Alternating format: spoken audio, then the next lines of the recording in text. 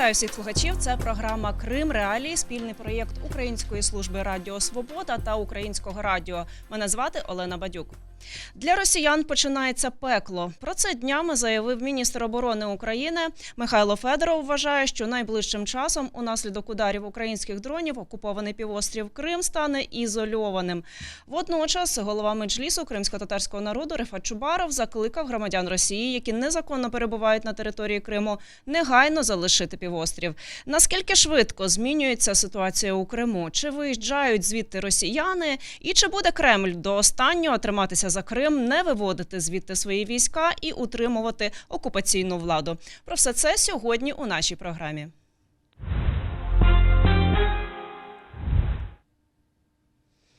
В інтерв'ю ютуб-каналу «Пресінг» міністр оборони України Михайло Федоров зазначив, що у логістичній ізоляції Криму відіграють роль удари дронів середнього радіусу дії. За його словами, в перші 4 місяці цього року Міністерство оборони законтрактувало таких дронів на 300% більше, ніж за весь 2025 рік. Давайте послухаємо фрагмент цього інтерв'ю. По суті, відбувається ізоляція Криму дронами. І в найближчий час виглядає так, що Крим перетвориться в острів. І це може призвести до дуже несподіваних наслідків для росіян. Тобто для росіян починається пекло, з яким дуже важко справитися. І це вікно можливостей, воно у нас на сьогоднішній момент є. Тобто логістика перерізається, Крим ізолюється. І це відбувається і на Сході в тому числі. Є пряма кореляція від того, скільки ми б'ємо по логістиці, до того, скільки штурмових дій відбувається на першій лінії. Сезон туристичний в Криму в цьому році буде тільки для наших дронів. Міністр закордонних справ Росії Сергій Лавров прокоментував заяви міністра оборони України Михайла Федорова щодо ізоляції Криму, і ось що він сказав. Він посилався на безпілотники, але на будь-який безпілотник є своя протидія. Ми зараз над цим дуже активно працюємо. Та він нещодавно на посаді, йому ще потрібно освоїтися. Збройні сили України впродовж останніх тижнів активно атакують транспортні шляхи до Криму. Кількох атак зазнав міст у районі Чонгара. Рух цією транспортною артерією практично перекритий. Також цього тижня були атаковані мости через Північно-Кримський канал. Зокрема, телеграм-канал «Кримський вітер» повідомляв про близько 20 вибухів у районі села Роздольне. Згодом з'явилося повідомлення про атаку на залізничний міст через Північно-Кримський канал поблизу цього населеного пункту. Крім того, був атакований і розташований поруч автомобільний міст. Генеральний штаб Збройних сил України підтвердив ураження залізничного мосту через Північно-Кримський канал. Голова Меджлісу кримсько-татарського народу Рефат Чубаров днями записав відеозвернення, в якому наголосив, що інтенсивність ударів по військових об'єктах російських окупантів на півострові буде лише зростати. І закликав росіян, які переїхали до Криму під час його окупації, негайно залишити півострів. І зараз з нами на зв'язку Рефат Чубаров, голова Меджлісу кримсько-татарського народу. Рефате ага, вітаємо вас. Доброго дня всім. Сьогодні маємо трошки більше часу, ніж зазвичай, тому хочеться докладніше зупинитися зараз на основних аспектах цієї теми і змін, які наразі відбуваються в Криму. І перше запитання до вас таке. Про що розповідають кримчани, з якими ви тримаєте зв'язок зараз, з якими основними проблемами вони стикаються? Ми, звісно, у наших програмах теж постійно розповідаємо про те, що відбувається у Криму, тобто і про паливну кризу, про логістичні особливості, про пересування, продовольство і так далі. А про що ще вам відомо? Ну, ми в першу чергу, коли спілкуємося, дізнаємося про ситуацію загальну в Криму. Ну, останнім часом це пов'язано з дефіцитом пального і впливом цього дефіциту на інші сектори економіки Криму, зокрема туристичний, будівельний, бо відсутність пального, воно впливає на можливості діяльності тих сфер, де автотранспорт є одним з головним звіном цієї діяльності. Більш того, крім того, обмеженість в логістиці, воно призводить до зростання цін, в тому числі на продукти харчування, на ті ж будівельні матеріали. Тут окремо, як кажуть, пісня, туристичний сектор. На липень місяць дуже високий рівень відкликаних, відозваних путівок. Люди відмовляються і вимагають повернути їм гроші за оплачені вже путівки. Серпень там менше відкликаних путівок, значить це говорить про те, що якась частина тих, хто планував свій відпочинок влітку в окупованому Криму, я маю на увазі громадян Росії, вони все ще сподіваються, що ситуація може виправитися.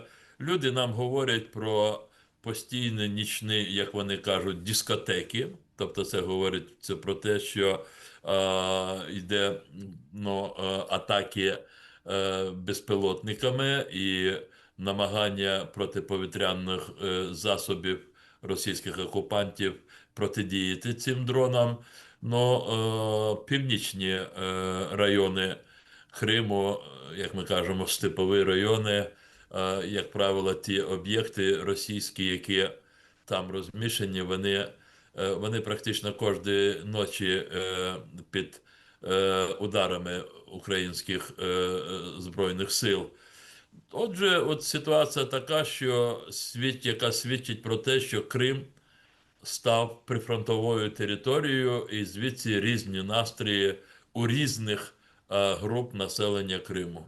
І от, незважаючи на це все, на те, що ви перелічили, я спеціально зайшла вчора на телеграм-канал Аксьонова, так, і почитала, про що ж він пише, на що ж він звертає увагу. І от, наприклад, це лише там зведення за кілька днів. Провів зустрічі з приводу розвитку економіки і підприємництва на півострові щодо реалізації політики підтримки російської мови і мов народів Росії, ремонти доріг і благоустрій парків.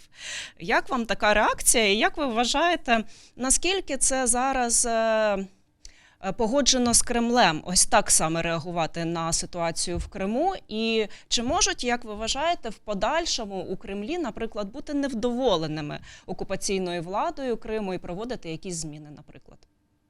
Я не думаю, що там з Кремля їм даються такі деталізовані плани, як себе поводити, але єдина вимога Кремля, щоб, незважаючи ні на що, органи окупаційної влади утримували би контроль над поведінкою людей, над настроями. І тому місцеві окупаційні органи, включаючи гауляйтера Аксьонова, вони намагаються задіяти все, до чого вони додумуються, що їм можуть порадити місцеві їхні помічники, радники. От ви сказали про те, що він акцентує увагу на тих питаннях, які абсолютно жодним чином не синхронізовані з тією реальною ситуацією, яку зараз сьогодні в ці дні переживає Крим. Це якраз для того, щоб спробувати переконати людей, що, бачите, нічого немає такого серйозного, що має вас турбувати чи тривожити. І от ми займаємося такими питаннями. Це для того, щоб заспокоїти людей. Але більш прискіпливі, в тому числі місцеві жителі, вони можуть побачити інші явища. Той же Аксьонов вчора, здається, чи позавчора, а позавчора, можливо, він зібрав підприємців Криму.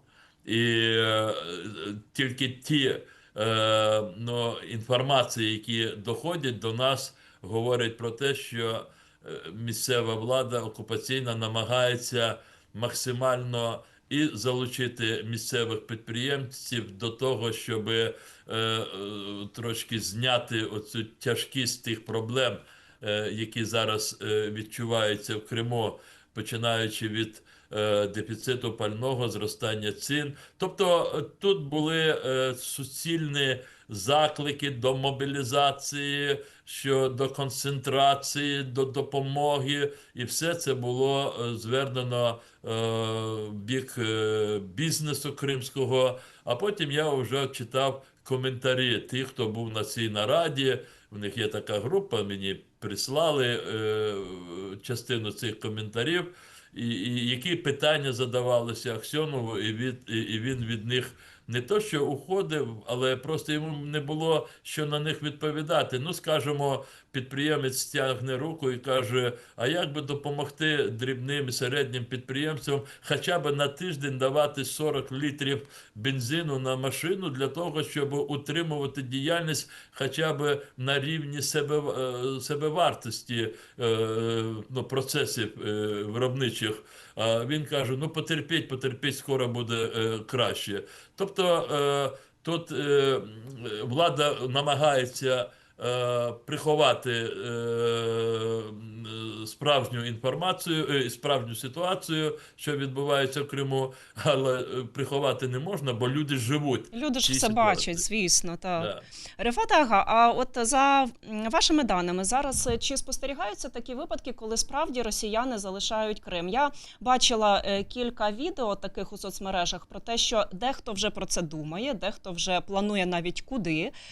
Ось, але, звісно, про достовірність якби цих намірів ми не можемо говорити, і те, що вони реалізуються так. Ось, і, ну, власне, ви у своєму відео і закликали їх залишати Крим якомога скоріше. Ось, як ви вважаєте, чи буде така тенденція? Ну, тут ми намагаємося спиратися на ті інформації, які ми отримуємо, і тут можна сказати наступне, що ну, дійсно останні оці вдалі удари по різних військових об'єктах, російських об'єктах в окупованому Криму, і ситуація навколо Криму, та і на території, власне, самої країни-агресора, і в Криму ж теж живуть люди, які, незважаючи на всі там шалену пропаганду і таке інше, але вони здатні аналізувати, що відбувається в них вдома в окупованому Криму, що навколо Криму. І це поживило настрій людей, і я казав, що в різних групах різні настрої. З одного боку, сотні тисяч людей, які залишаються відданими українській державі, вони знову прибадьорилися. Ну, і я іноді привожу, як мені один співбесідник сказав, каже, головне, ви не розчаруйте, як в 2023 році. Я кажу, а що значить в 2023 році? Він каже, ну як, всі говорили про контрнаступ, а він не стався. І каже, зараз теж велике очікування, що ці тенденції щодо оточенню Криму і його ізоляції, мається на увазі логістичної ізоляції, перетворенню в таку пастку для російської армії півострова, люди дуже сподіваються, ті, які очікують звільнення, на те, що ці тенденції посиляться і вони розвиватимуться. Але є інша категорія людей, і в тому числі ті, про яких ви запиталися, це ті, які незаконно поселилися в Криму. Аналітики вважають, що їх близько мільйона, понад мільйонів. Тобто ці люди, яких ми вважаємо співучасниками російських злочинів, бо вони поселилися на окупованій, накраденій землі. Говорити про те, що ці ситуації останніх тижнів, вже більше місяця, що вони їх підштовхнули до такого помітного бігства, втечі з Криму, я не можу. Ну, таких процесів і немає. Але серед них рівень тривожності, рівень роздумів, і в тому числі ті, які вже виходять на відкрите обговорення, це дуже помітний цей рівень. Потрібні якісь більш такі резонансні дії, які би послужили їм сигналом, реальним сигналом, що пора, аби не дочекатися української армії. І багато хто, в тому числі і я, вважаємо, що таким сигналом могло би бути зруйнування Керченського мосту, який не просто зараз служить одним з двох основних таких, чи одним з двох коридорів, які пов'язують окупований Крим з країною-агресором, але він ще має дуже таке ментальне значення і не тільки для Путіна і його оточення, а для багатьох людей, які повірили в те, що Крим після його окупації у 2014 році вже відбувся як нібито одним з регіонів Росії навічно, як говорили в Кремлі. І знесення цього мосту, воно вже остаточно зруйнує такі міфи, які у головах багатьох росіян ще тримаються. Рефате Агай, будемо фіналізувати нашу розмову. І таке запитання у мене до вас наостанок. А як ви вважаєте, якщо намагатися спрогнозувати, так, що логістична ізоляція все ж таки відбудеться, і чи буде, на вашу думку, Путін до останнього триматися за Крим, що я маю на увазі? Тобто не виводити звідти свої війська, не продовжувати утримувати там окупаційну владу, нічого з нею не робити. Ось і переконувати кримчан, що начебто все під контролем. І не стільки кримчан, скільки росіян. Ми вже з вами говорили про те, що Крим для Путіна, його оточення, та й взагалі для російського суспільства, таким воно створилося, має таке сакральне значення, і втрата Криму – це початок дуже таких руйнівних процесів, власне, для самої Росії, для путінського режиму. Чи буде цей режим путінський до кінця триматися Криму? Якщо просто відповісти, то так, він буде триматися, але наскільки до кінця залежатиме від багатьох факторів, які виникатимуть в ході російсько-української війни.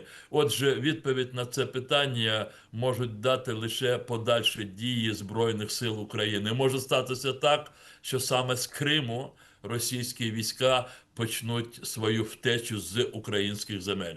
Я, до речі, пригадую оцю фразу, яку часто можна почути в українських ефірах, про те, що з Криму все почалося, Кримом все має закінчитися, але іноді складається вже таке враження, що, можливо, з Криму і почнеться якраз таки, так, де окупація українських територій. Цей принцип, цей слоган, він дуже правильний, бо він націлював всіх нас на звільнення Криму. Він зараз якраз наповнюється новим змістом. От з Криму може і завершиться ця війна тим, що втеча російських військ почнеться саме з Криму. Дякую вам, Рефате Ага. Рефат Чубаров, голова Меджлісу кримсько-татарського народу, був сьогодні з нами на зв'язку.